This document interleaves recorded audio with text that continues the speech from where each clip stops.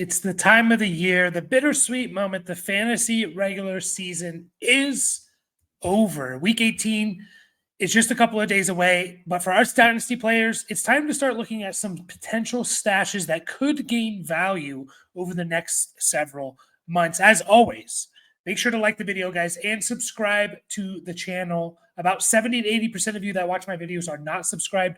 Help us get to 900. We're 30 away. And if you're watching this and not subscribed, hit the subscribe button. Also, join our Discord. Link is in the description of the video. It is free. And hopefully we can put together some Dynasty leagues together, some listener leagues that you can play Dynasty. You can play in a Dynasty league with us. We'll set that up in the off season. But as you guys know, Dynasty football never really stops. And honestly, in my opinion, the offseason is almost just as fun as the regular season when it comes to Dynasty football. And we're talking about guys that you should potentially be stashing if they're out there on your waiver wire. It's that time of year where, some of these veteran players that you have on your team, maybe you can let them go for some younger potential stashes. And you can always find veteran players later on in the year. Just think of all the veteran players you picked up off the waiver wire this year. Those guys there's always going to be a pool of those guys. But some of these other players, potentially you should be stashing just to see if they increase in value.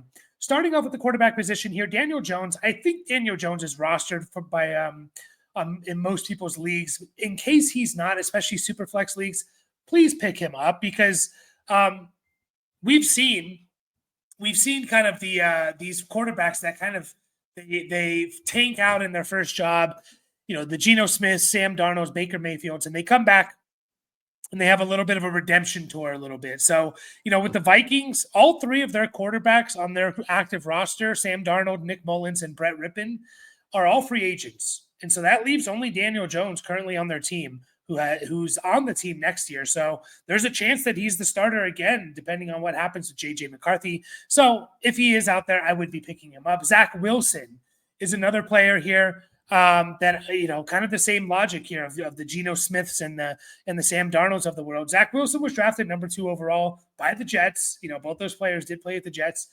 Even Aaron Rodgers has flamed out with the Jets. So we know that the Jets are just kind of a toxic situation. Zach Wilson, of course, is currently on Denver. He is a free agent, so he is going to be part of that pretty big free agency pool for the quarterback position this offseason.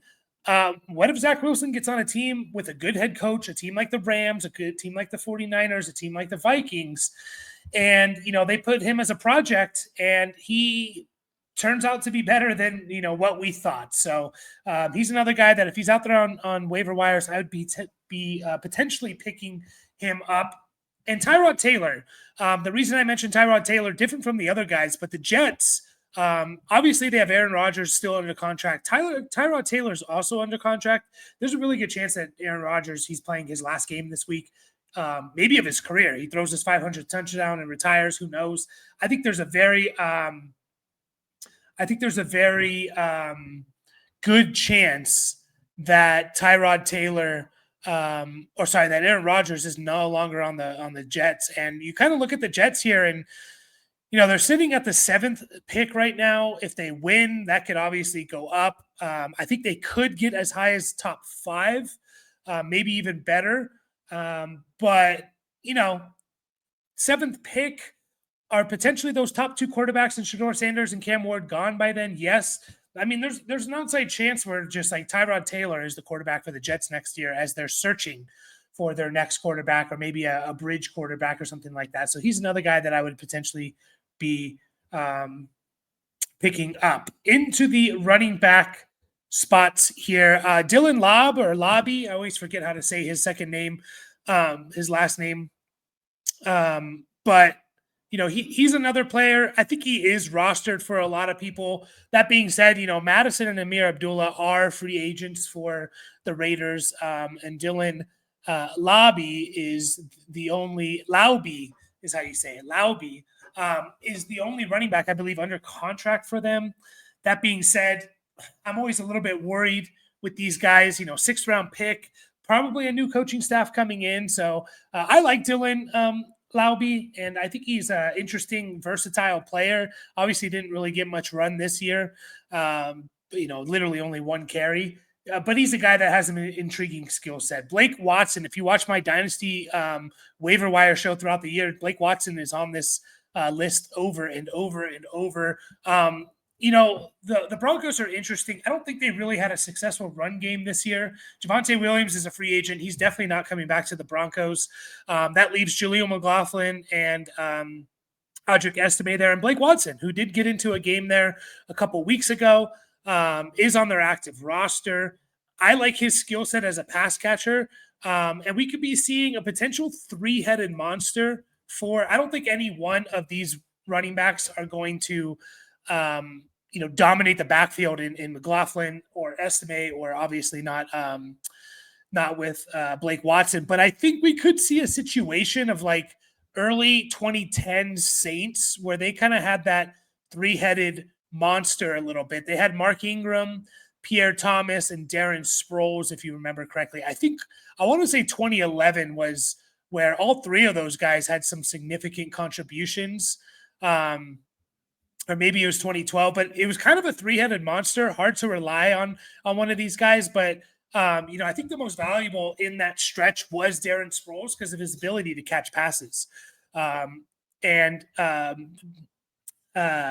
Payton and his running back rooms and his teams are always going to target running backs. That's just what they do. So Blake Watson has an intriguing skill set. I think his best skill set is his pass catching ability, Blake Watson. And so I think that's intriguing for next year, and potentially he gets on the field. Just so you know, he was a converted wide receiver to running back, caught 53 passes last year at Memphis. So Aaron Shampklin, and we're getting deep with some of ththese guys, man. I'm trying to help you guys out of some potential stashes if you have some open roster spots.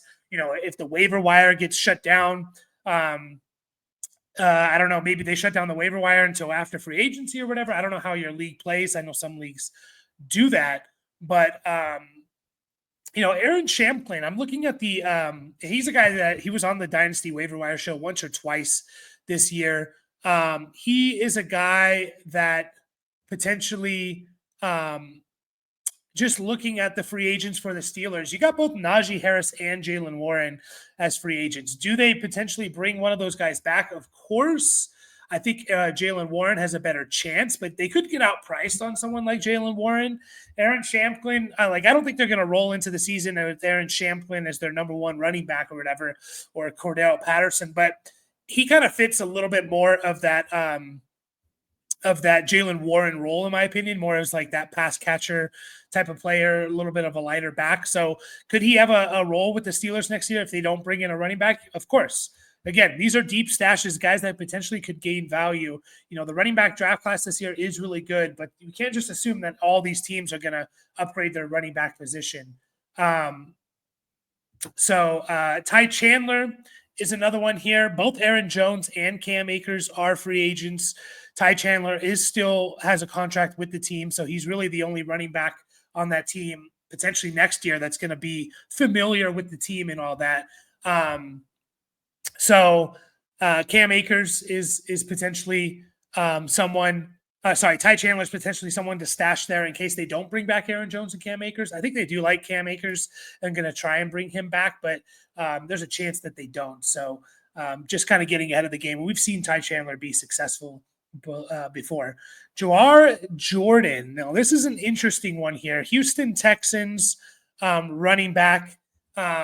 He was I think he got drafted by the Texans maybe in the 7th round. I'm just double checking. 6th round pick by the Texans in 2024. He played at Louisville and Syracuse. Super productive his last couple of years at Louisville, but he put up almost 1,400 yards and 14 touchdowns at Louisville last year. He was used more than a guy like Isaac Guerendo, get someone that we're familiar with. Isaac Guerendo, Jawar Jordan was the guy for them for Louisville, not Guerendo. So does that mean anything necessarily? No, but it's a note to take. He's a smaller back, so that's I think the biggest issue with him. I think he's under 200 pounds. Dario Gumbawale is a free agent for the Texans, so obviously it's all Joe Mixon and nothing. But beyond that, we did see Gumbawale have some success this year and kind of be fantasy relevant at times. Does Jawar Jordan kind of come up and take over that spot for the Texans, who I don't know how much they're really going to invest in running backs this year. They got a lot more problems to fix, especially on that offensive line. They got some receivers maybe to bring in, but Gumbawale had a couple games there. A 2-game stretch where he had 10 catches and 140 yards total or something with a touchdown. So he's a guy to pay attention to. A little bit interesting coming out of college. Has been on their practice squad all year. Potentially takes over as Gumbawale's role. Chris Brooks, obviously, I think he's probably rostered in a lot of people's leagues. I've been talking about him since he was on the Dolphins. Kind of liked his game a little bit. Never really stuck with the Dolphins. Went to Green Bay and took over as their number 2 guy ahead of Emmanuel Wilson. And Emmanuel Wilson is a free agent next year. A.J. Dillon's a free agent who, we don't really care too much about A.J. Dillon anymore. So you're looking at a team that has obviously Josh Jacobs, Marshawn Lloyd, who was a high draft pick, 3rd, 4th round draft pick for them. But he just couldn't stay healthy, and that's going to be an issue. If you can't stay healthy, teams aren't going to trust you, especially a team like the Packers. So, does Chris Brooks come back and he's the RB2 for the Packers again? There's a chance, and that's going to have value. So if someone drops Chris Brooks, potentially a guy to pick up, because I still think he could be the RB2 for the Packers in 2025. Amani Bailey, another guy that I talked about, during the post-draft, this was for Dynasty deep stashes and stuff. Amani Bailey went to college at TCU. Another guy that was super productive at TCU, almost 1,400 yards, 9 touchdowns, also 25 catches. I think he's an interesting guy here, Amani Bailey, who, by the way, is on the Carolina Panthers. Most people probably don't know that. I should say that. Amani Bailey on the Carolina Panthers. He was on the Chiefs there for a bit, but he's on the Panthers. Panthers are in a situation where I believe they have 2 free agents at the running back position. Yeah, Mike Boone and Raheem Blackshear are free agents. Obviously, they still have Miles Sanders, but maybe they move on from Miles Sanders. They still have Chuba Hubbard, who's going to be the main guy. Jonathan Brooks, who just retore his ACL, back in late November, early December. Does a guy like Amani Bailey get up there, or even Velus Jones, who is a converted wide receiver to running back? These are the guys that potentially are going to be playing behind Chuba Hubbard, and they're going to have value. Most every RB2 should be rostered in Dynasty. Most RB3s should be as well. So Amani Bailey is a guy that I would be interested in rostering here. Just to hold on and see what happens with Carolina. Sione Vaki, I think he's going to be rostered by most people just because he was a rookie this year on the Lions. Just in case he's not, throw him on your roster. He could become the RB3 for the Detroit Lions. A guy that I honestly did not know about, and he's not on the Saints, by the way, Jacob Kabodi. I don't know if I'm saying that right, to be honest. I never heard of this guy, as well as another guy. He's on the Cleveland Browns. Now, the Browns signed 2 players to their practice squad. 2 players to their practice squad. 2 players to their practice squad. I'm just double checking. Jacob Kabodi and Aiden Robbins. Both these guys were signed in December. And so they were kind of late practice squad signings to the Cleveland Browns. And why is this important? Well, the Browns have Nick Chubb, Naheem Hines, Dante Foreman, and John Kelly. 4 running backs currently on their roster or practice squad. They're all free agents. So literally they're coming down to, they have Pierre Strong and Jerome Ford, and that's it. And so they signed these 2 guys maybe to kind of get ahead of free agency, give them to future contract. This is a deep one, guys, but there's going to be a potential opening for the Browns there, who, again, they have a lot to fill, a lot of holes to fill. Are they going to value running back? Who knows? Just 2 guys here. Again, Jacob Kabodi and Aiden Robbins, both rookies this year, both bigger backs, 6'1", 225 for Jacob, and Aiden is 6'2", 237. So both bigger running backs. Guys, honestly, I never heard about, but they are sneakily signed by the Cleveland Browns in their active into their practice squad. Cody Schrader for the Los Angeles Rams is a player that I want to stash. He's been on the He's been on the, and again, if you listen to my Dynasty waiver wire show, he's a guy that I was talking about every single week. But Cody Schrader is a guy that I definitely want to be rostering. Again, he's on the Rams active roster. He kind of has been all year long. Hasn't done anything, obviously, but maybe he gets into the game this year or this week. I don't know. But he led the SEC in rushing at Missouri last year. I think he went to originally the 49ers, and then they cut him, and then he went to the Rams and has been on their active roster since. He was 8th in Heisman voting, put up over 1,800 total yards with 14 touchdowns. He's just an interesting one because we know the Rams running backs are valuable. We know that they're incredibly, incredibly valuable. So I would definitely be targeting Cody Schrader. Keelan Robinson, another guy that I've talked about a lot. I think he's more of a return guy. So if you do play in return leagues, he's going to have some value here. But Keelan Robinson for the Jacksonville Jaguars was drafted, I believe, yes, in the 5th round by the Jags. So not terrible. I mean, not great draft capital, but it's not like a 6th, 7th round pick. Played at Texas. Was more of a returner for Texas, and I think that's why they probably drafted him, the Jags.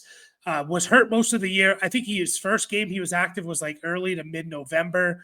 Hasn't really done too much in the NFL at all, but he's a guy who I think is intriguing, maybe take a shot on for the NFL.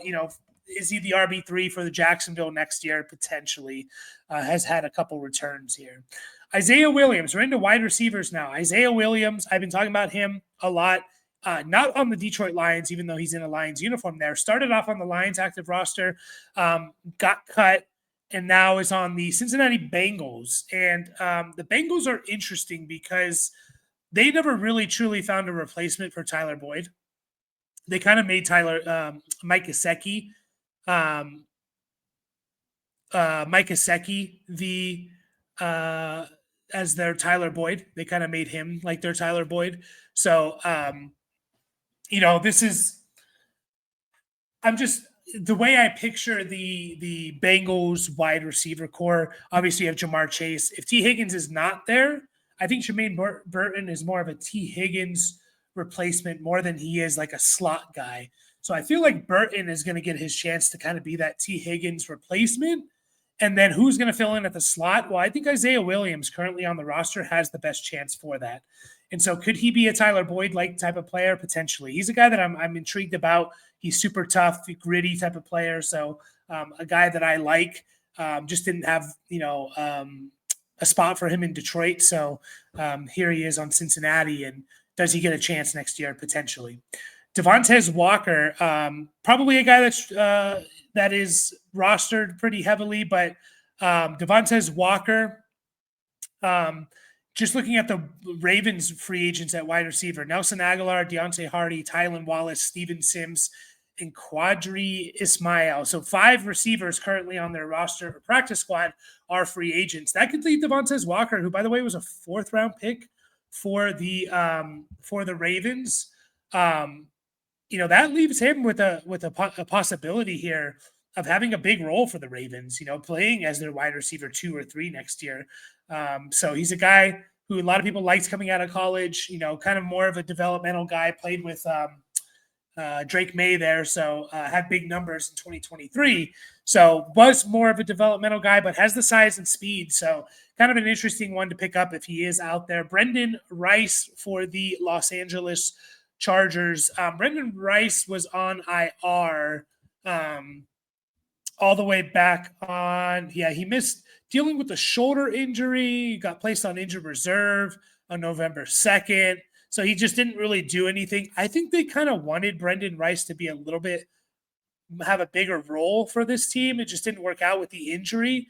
But then you kind of look at the Chargers and their free agents. DJ Shark, Josh Palmer, Jalen Reagor, and Simi Fihoko is our free agents there. So obviously you have Ladd McConkey, Quentin Johnston, and that's really it behind those guys. All their depth behind those guys, including Josh Palmer, who's a starter, are all free agents. So obviously we think they're going to bring someone else, another weapon, either at the tight end or wide receiver position. But like Brendan Rice could fill in as like the wide receiver for this team and potentially get some some run there and a chance. And a lot of people thought he should have been drafted earlier than when he was in the 7th round. Ainias Smith, I hope we get to see a little bit of Ainias Smith this week with all the starters for the Eagles playing. I've been talking about him on the Dynasty Waiver Wire show. Really like him. 5th round pick. He was injured most of the year, so he just never really did much. I think his first game was late October, so he missed like the first 6-7 weeks of the season. And it's really hard as a rookie, especially as a wide receiver, to once you miss that time, you can't really get that much involved just because it's all about timing and reps and stuff. But he's an interesting one because I think his skill set really complements A.J. Brown and Devontae Smith. He's a former running back converted to wide receiver. So I kind of like that skill set of just, can he be like a do-it-all type of player here? So Ainias Smith is someone, and I hope we get to see him this week in Week 18.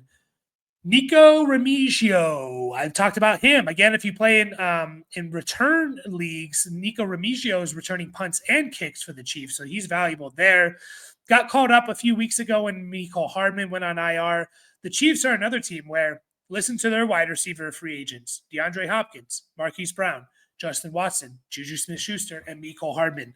5 wide receivers that are playing when they're healthy. All of them are free agents. So you're looking at Xavier Worthy and Rashee Rice, and who behind him? Nico Remigio? Maybe. I don't know. Is he more of just a returner? I don't know. I don't know if he is just a flat-out returner. Played at Fresno State, was pretty productive. Had almost over 850 yards receiving at Fresno State. I believe, I'm just double-checking here, that was 2nd on the team for them. So, someone to keep an eye on. Like if the Chiefs don't make a lot of moves at wide receiver and they just roll with Xavier Worthy and Rashee Rice, well, who's filling out the depth there, right?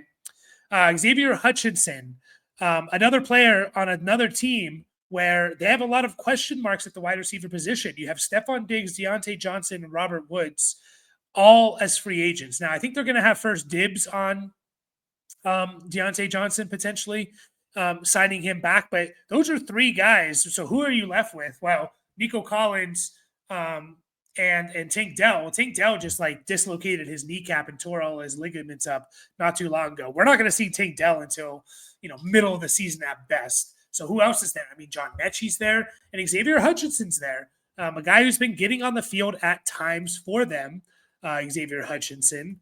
He has interesting size, and he was drafted in the 6th round by them in 2023. So he's been on the team for a couple years. He's 6'3", 210. He's found his way on the field at times. He's been playing the last 2 weeks about 65% of the snaps. Could he have a big role for the Texans, who, once again, they have a lot of holes to fill too, as we talked about. So just someone to keep an eye on. I would potentially be stashing him if I could, just to see if he increases with value at the very worst. Xavier Worthy, another wide receiver. Sorry, not Xavier Worthy. Xavier Weaver, another wide receiver who hasn't done anything this year. Undrafted free agent out of Colorado. Was pretty productive at Colorado. He has 1 target on the year. But also, the Cardinals are another team where they're just kind of a weird team. Super, super inconsistent. Obviously, Marvin Harrison Jr., big disappointment. But you would think if I told you going into the season, Marvin Harrison Jr., kind of a disappointment.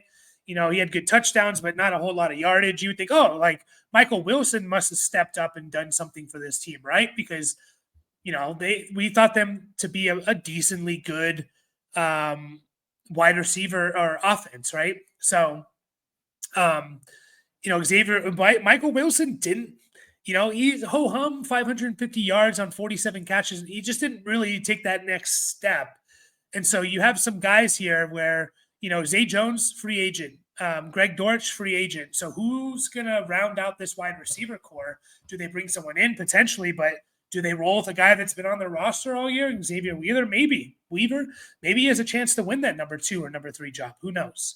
Jamari Thrash for the Cleveland Browns, another guy that's a little bit of like a gadget, do-it-all type of player, can get carries. I think he can return kicks as well, although he hasn't this year. But just another interesting gadget kind of player. Was drafted in the 5th round by the Browns. Browns have a little bit of what are they going to do type of thing. Elijah Moore is a free agent. So does he kind of take over the Elijah Moore role? Maybe. So just another guy to potentially throw on there to see what his role is. Casey Washington, another guy that I really, really like going into the offseason. Casey Washington's an intriguing player. He's one of my more favorite Dynasty deep stashes. Him and Jordan Whittington were probably my top two guys that I was pounding the table for. Obviously, we saw Jordan Whittington become at least relevant there. Casey Washington, 6th-round pick in this last year's draft. Again, another guy that was pretty productive at Illinois. 670 yards and 4 touchdowns for Illinois. Didn't really get on the field at all. I think he only has like 2 targets on the year. But you start looking at the Falcons as well. The Atlanta Falcons, and let me just find them here. Rondale Moore is a free agent. So, Ray-Ray McCloud's still there. Darnell Mooney's still there. Drake London's still there. But does someone like Casey Washington fight for that number 3 spot? Like, I think that's where he feels in best, is in the slot. So in the slot next to Mooney and Drake London, I could see it happen. I could see him potentially beat out Ray-Ray McCloud for that spot. Into some tight ends here as we finish up. Cade Stover, just a guy I've been talking about, on the Dynasty Waiver Wire show, week in and week out. Cade Stover for Houston, did have, has been getting on the field all year, really playing about 40% of the snaps or so. Interesting guy, has a relationship with CJ Stroud. I don't think Dalton Schultz has been that good this year.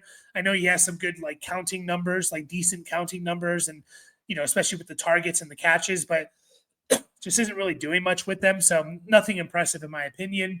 Jaheim Bell, a lot of people might know who he is, just because he was kind of considered maybe the second, third best tight end, receiving tight end to come out in the 2024 class. Was a 7th-round pick, super versatile. He had a season in college where he had 73 carries. So he's kind of used as more as that H-back type of player.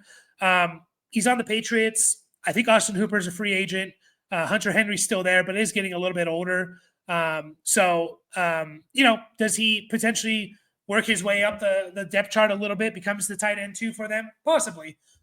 Julian Hill for the Miami Dolphins, another guy I talk about week in and week out. We all know what Jonnu Smith is doing. Jonnu Smith is amazing. Julian Hill for the Dolphins is playing a lot more than you would think looking at Jonnu Smith's stats. Julian Hill is on the field 40 to 60% of the snaps week in and week out. He's just not really doing much catching the ball. Super athletic tight end who was a project. He played at Campbell College, a smaller college, 6'4", 250, super athletic. He was a receiving guy in college. Are they grooming him to be potentially the replacement for Jonnu Smith? I think Jonnu Smith is under contract for 1 more year, but what if Jonnu Smith gets hurt?